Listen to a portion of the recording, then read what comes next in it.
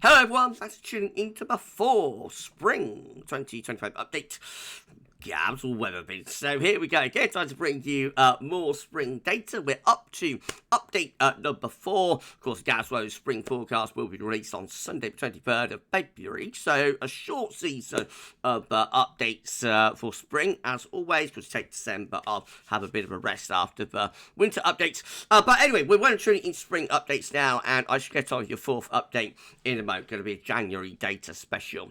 So more about that shortly. But just say that first video was a 6 a.m. broadcast. It's back today, and we're going to be live at 6 p.m. with your Taylor 14 day, and also doing on Summer's Watch as well. So it could be an interesting live stream, maybe an epic live stream, who knows? And that will be coming up for you at 6 p.m. this evening. Please like, share, subscribe on all today's videos and content. Thank you so everyone for doing that. Thanks to Richard. Thanks to Ricardo, which is true, for our wonderful spring update gift. I said we'd name the bird this week, but I think we'll push that back to next week. So you've got one more week to post your bird names, and then next week everybody will put up a name picker, and we shall name a bird. That's going to be on next Sunday's live stream. So thank you so everyone for all of the suggestions so far for the little birdie's name, and so you've got one more week to do that. But thanks to Richard for our amazing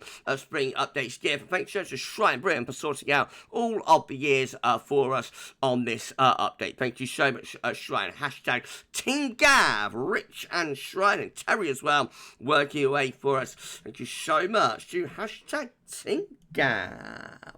Love it. Right, okay, well, let's start off with England, Wales precipitation. As I say, it could be January data special. So up to the 30th of January, I don't think this will change for the last day of the month particularly, up to the 30th of January, England, Wales P was sitting at 108.1 millimetres, which was 115% of the long-term average. So actually slightly wetter than average month, even though it went for a very dry period, like a 2-week dry spell there during the middle 2 weeks of the month. But it started off quite wet, and it ended on quite a wet note as well. So rather strange January. Anyway, we're going to be looking at springs following January, England, Wales precipitation range of 100 to 116 millimetres. Why don't we do that? So our first spring following a January with an England, Wales precipitation range of 100 to 160 millimetres is 1959. This is quite a nice spring, actually. Has a Scandinavian high, which might be a bit cold to start off with, but overall, low pressure being blocked out in the Atlantic, and winds coming in from the east and the southeast a lot of time through that spring. 1959 is a very extended summer. It's a hot summer as well, a very dry summer. The summer gets going in the spring, it's still going on in the autumn. So that's basically the summer pattern revealing itself there in the spring of 1969, which was 1959. Was a relatively warm and dry spring. We've got 1962, which is completely different, showing up next. This is with blocking around Greenland, a blocking area of high pressure and a trough of low through the north and west Europe, which brings the wind in from the north and from the northeast. This is a cold spring, a very cold March. One of the coldest Marches on record, coldest March of the 20th century. I think was beaten by March 2013, though, in recent years. But a very, very cold March, anyway, 1962. And wintry March as well, plenty of snow in that March. And then the rest of the spring, like the rest of the year of 1962, was pretty cold as well. Got 1965, which also is a cold through the early part of the spring, and then wet and chilly through the second part of the spring. I think it has a wet May, maybe, and cold wintry conditions in the earlier part of the spring as well. That's a pretty dismal spring in 1965. And 1970 is another one that's had it in March with low pressure to the east, high pressure is out to the west. And check out that northerly flow. Has a blizzard, a snowstorm during early March 1970. It is compensated by warmer weather later on in the spring. Has a very hot June as well in 1970, which of course is relevant for spring. spring. Got 1971 showing up next. This is with higher pressure in the Atlantic, lower pressure down the south. I think that's a rather drier spring and relatively mildish as well. 1972 looking very unsettled through the west of Europe with lots of low pressure. Don't know much about that spring, but looks like it would be pretty wet, doesn't it? And then we've got 1977 showing up as our next spring. This is also looking quite unsettled through the north and the west of Europe, but I reckon that's probably a milder spring with winds tending to be in from off the Atlantic quite a lot of the time. 1978 is our next spring, following January, England, Wales precipitation of 100 to 160 millimetres. This one's quite an unsettled and relatively cold spring as well. Winds often coming in from an east or northeast direction. A bit of a blocking signal up to the north as well. I don't think there's any particularly very cold outbreak during the spring of 1978, but I think it's just generally cool, often quite cold, often damp and overcast, and just not a very inspiring spring in 1978. 1983 is a pretty grim spring as well, with low pressure trough sitting over the UK and blocking out in the Atlantic. This has a very cold spell from March into April, I think. Has a really cold Easter, classic white Easter in 1983. And then a very wet May. Of course, we have a really hot summer after all of that, and after going through that spring, we really deserve it. So sorry everyone, our first nice spring since 59 is probably 1993, with high pressure here towards Scandinavia, low pressure out in the Atlantic. Winds tended to be coming in from the east and from the southeast. That has a lot of warm and dry weather, especially when we get into May of 1993, which is quite a nice month. But March and April aren't too bad in 93 either. That's a relatively dryish and warmish spring. And then we've got 2007 showing up next. And the analogue doesn't tell you everything you need to know about this spring. It's very dry and very warm for spring during the early part of the season. So March is relatively dry and a mild month, and April is a very warm month for April. Actually have summer really in April 2007. It all turns on a sixpence. It all flips into May as it turns much wetter and eventually a lot colder as well. So a cold and wet May following a mild or a warm and dry March and April in 2007. And then we've got 2018 finally, with low pressure out to the west, high pressure to the east, tend to be bringing up like a southeasterly flow. So of course that has a very cold spell to start the spring and to start March as well. The 1st of March is actually the coldest March and coldest spring day on record, I believe, with widespread sub-zero temperatures from the east that developed late in February of 2018. Has a mini beast as well later on in March 2018. So overall, March 2018 is a cold and wintry month. The rest of the spring is generally quite warm, but often relatively wet as well, of course, setting up a hot summer. Right, let's put all that together then. So this is how all Marches combine. So sorry, when this out all Marches combined are looking following January, England, Wales precipitation range of 100 to 116 millimetres. Look very unsettled for these Marches. Lots of low pressure into West Europe. There is a bit of a blocking signal towards Greenland as well. I don't think a particularly cold March is favoured there, but certainly a very unsettled March, wet March, is favoured. All Aprils combined look very unsettled as well. Plenty of low pressure through the north and through the west of Europe. And then all Mays combined, well, a slightly stronger signal for high pressure to be towards Scandinavia, and lower pressure perhaps more towards southern Europe, interestingly. So perhaps more of an easterly type signal into the Mays. Westish weather potentially in the south, and possibly quite a thundery signal there for those Mays as well. Putting all of those months together, so this is how all springs combined are looking following January, England and Wales, precipitation range of 100 to 160 millimetres. It is a very unsettled signal with a lot of low pressure through the west of Europe. Obviously, but deviating with this, so 1959, as I explained, was an extended summer. The summer began in the spring, went on into the autumn. So that's a relatively warm and dry spring. So years that are going to deviate, obviously, but overall the package looks very unsettled there for those springs. A wet spring favour. Well, let's go straight on and have a look at CET, Central England temperature. Next, if you're enjoying this fall spring 2025 update, please do like, share and subscribe. Make sure everyone for doing that. And make sure you're telling your friends about GavsWeatherVids and get them to subscribe to me. Thank you so much for doing that.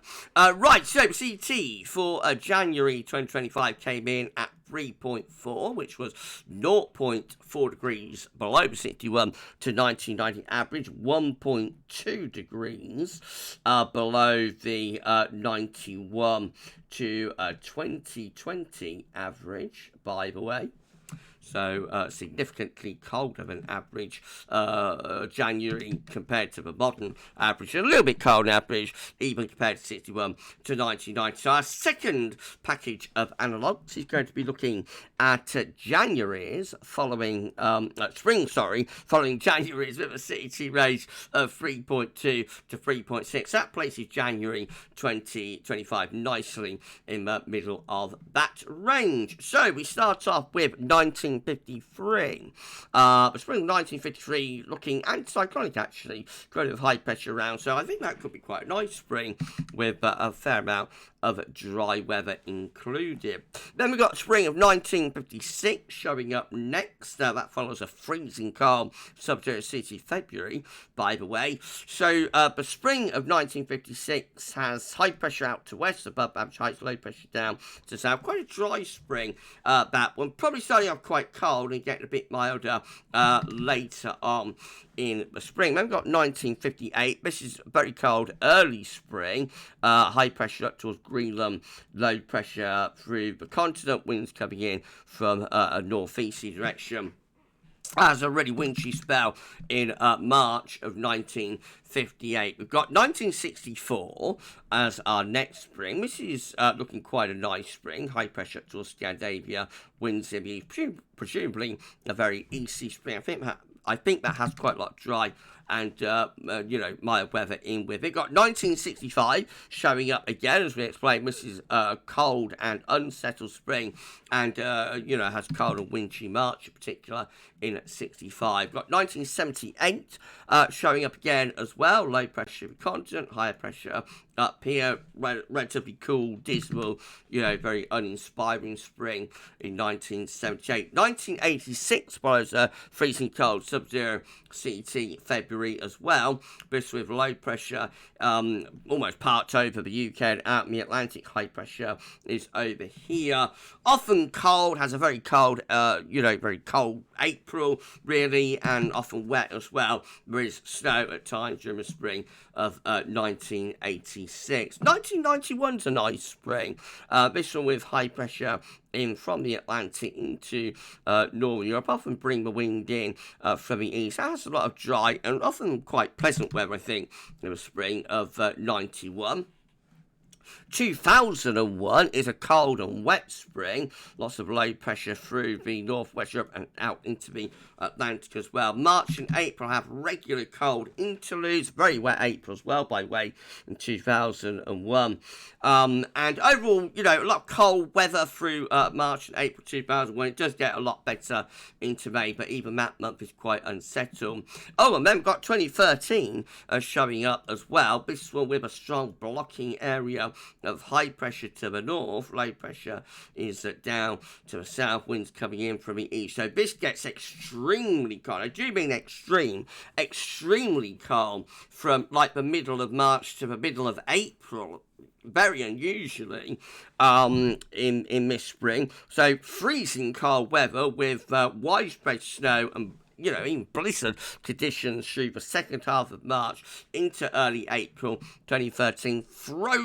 Ground frozen solid, even for Easter in 2013.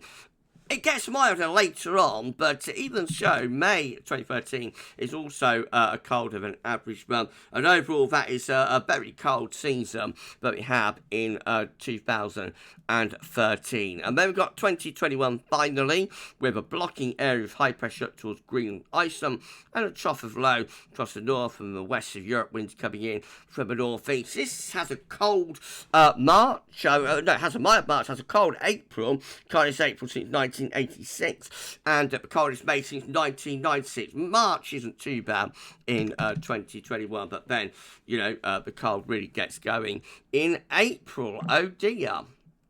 Well, putting all of that together, this is how all Marches combined are looking, following a January CET of 3.2 to 3.6. High pressure blocking from Greenland to Scandinavia, low pressure down here. I think cold March is favoured here a lot of the time, with winds tending to be in from the east. So you could see a cold and wintry March favoured there with that package of analogues.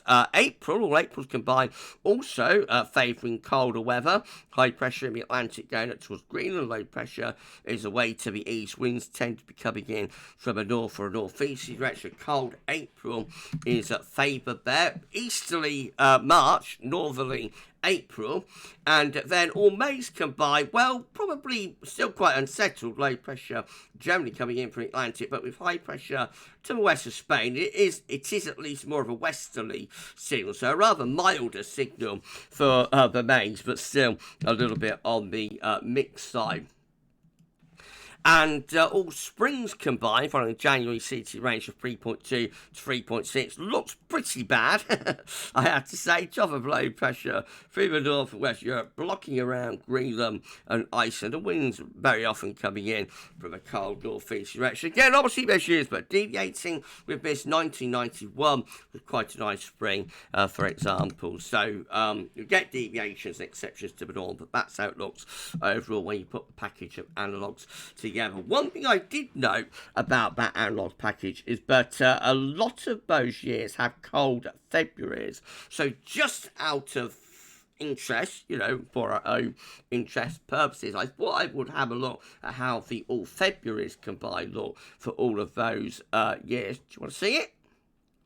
Should Gav show it? Do you want to see how the Februaries look? This is it. This is how all Februaries combined are looking, following a January CET range of 3.2 to 3.6. And it's pretty epic for cold, actually, in these Februaries, with a high pressure blocking around Greenland and Iceland, low pressure projection down here. Winds will be coming in from the east. A cold, or even a very cold February is favoured a lot of the time with those years. So February's cold from there include like 1956, 1978 is quite a cold February. I think 1965 is quite a cold February. 1986, of course, very cold February. 1991 is a cold February as well, especially the first half of the month. And then there's other years like 2013, 2001 that aren't quite as cold, but even so do have cold weather at times during the February. So overall, when we have a January, but it's pretty chilly, but not very cold, but, you know, quite chilly January CET 3.2 to 3.6, it looks like the cold tends to deepen into the Februaries, which is quite interesting. But not relevant for spring, but I thought I would include that as a little treat for the end of the video. Maybe a cold February is on the way. That brings us very nicely, of course, to the live stream, where we're going to be looking at 10 to 14 day data and doing ensembles watch. Well, if you enjoyed this for spring update, please give us a like, share, subscribe, all of that good stuff. Thanks so much for doing that. Thank you to Richard, Ricardo. Thanks to Richard for our spring updates gear, and thank you to Shrine for getting all those years together for us as well. We're back live at 6 o'clock. I shall see you then for the full spring 2025 update from GavsWeatherVids. That's all for now, and thanks for watching.